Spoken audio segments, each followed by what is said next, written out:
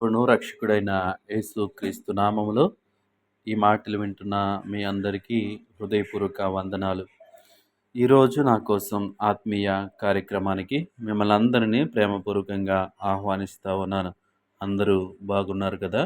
ఉదయకాల సమయంలో కొద్ది నిమిషాలు దేవుని మాటలు ధ్యానం చేద్దాం. చిన్ని ప్రార్థన. పరిశుద్ధుడ, ప్రేమగల తండ్రి, కృపగల దేవా, నీకు వందనాలు. ఈ సమయంలో నీ మాటలు వినటానికి ఆశ కలిగి ఉంటుండగా వాక్యపు వెలుగులోంచి మా అందరితో మీరు మాట్లాడమని యేసు నామములో అడుగుచున్నాము తండ్రి. ఆమేన్. ఈరోజు దేవుని వాక్యము కీర్తనల గ్రంథము 38వ కీర్తన 9వ చరణము. కీర్తనల గ్రంథము 38వ కీర్తన 9వ చరణము. నా నిట్టూర్పులు నీకు దాచబడి ఉండలేదు.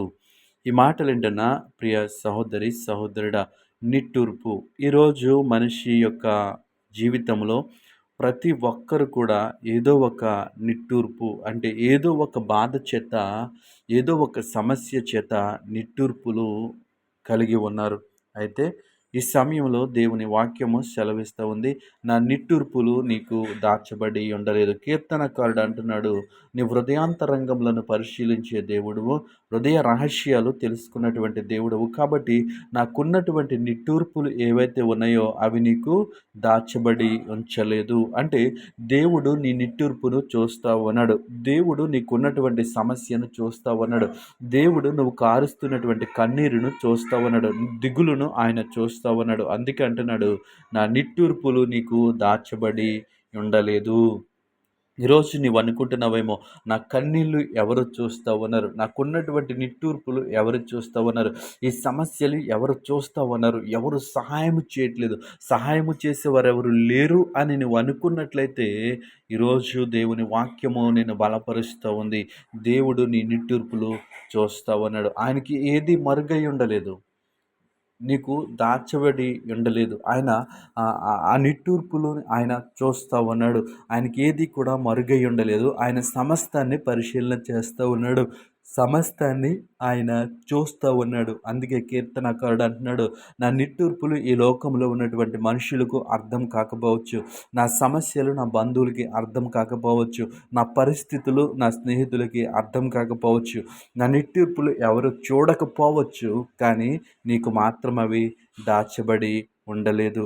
నన్ను మనుషులు నా పైరూపాన్ని చూస్తూ ఉన్నారు, మనుషులు నా బాహ్యంని చూస్తూ ఉన్నారు, కానీ నా హృదయంలో దాగి ఉన్నటువంటి, నా హృదయపు లోతుల్లో ఉన్నటువంటి నిట్టూర్పును ఎవరు చూడట్లేదని నువ్వు కృంగుతూ ఉన్నట్లయితే, నువ్వు నలిగిపోతూ ఉన్నట్లయితే ఈ సమయంలో దేవుని వాక్యము నీతో మాట్లాడుతూ ఉంది. నీ నిట్టూర్పులు నేను చూస్తూ ఉన్నాను. నువ్వు ఏ సమస్య గుండా వెళ్తా ఉన్నావు, నువ్వు ఏ శ్రమ గుండా వెళ్తా ఉన్నావు, నువ్వు ఏ ఇబ్బంది గుండా వెళ్తా ఉన్నావో ఆయన చూస్తున్నటువంటి దేవుడు. కాబట్టి నీ శ్రమను బట్టి నీవు దిగులు చెందకు, నీకున్నటువంటి ఇబ్బందులను బట్టి నీవు దిగులు చెందకు. దేవుడు నీకు తప్పక సహాయము చేస్తాడు. ఎందుకంటే ఆయన నీ నిట్టూర్పును చూస్తా ఉన్నాడు. ఏ నిట్టూర్పులు కలిగి నువ్వు ఉన్నావు, ఏ నిట్టూర్పులను బట్టి నీవు నలిగిపోతూ ఉన్నావు, కానీ దేవుని వాక్యము సెలవిస్తూ ఉంది, నా నిట్టూర్పులు నీకు దాచబడి ఉండలేదు. నీ సమస్యను ఆయన చూస్తూ ఉన్నాడు, నీ ఇబ్బందిని ఆయన చూస్తూ ఉన్నాడు, ఆయన నీ నిట్టూర్పును చూస్తూ ఉన్నాడు, నీ కన్నీటిని చూస్తూ ఉన్నాడు. ఈరోజు మనుషులు నిన్ను అర్థం చేసుకోవట్లేదేమో, మనుషులు నీ నిట్టూర్పును చూడట్లేదేమో, నువ్వు చెప్తుంటే వాళ్ళు వినట్లేదేమో, ఎవరికి చెప్పాలని ఆలోచిస్తున్నావేమో, ఎవరు చూస్తారు బాగున్ను అని అనుకుంటున్నావు, ఎవరైనా నన్ను అర్థం చేసుకుంటే బాను అని అనుకుంటున్నావేమో, కానీ అందరికంటే గొప్పవాడు దేవుడు నీ నిట్టూర్పును చూస్తూ ఉన్నాడు. కాబట్టి నీ నిట్టూర్పులో ఆయన నీకు సహాయము చేసేటువంటి దేవుడు. ఆయన మాట యందు విశ్వాసం ఉంచి, ఆయన వాక్యమందు నమ్మకం ఉంచి నువ్వు ఆయన సన్నిధిలో కనిపెట్టినట్లయితే ఆయనే నీకు సహాయము చేస్తాడు.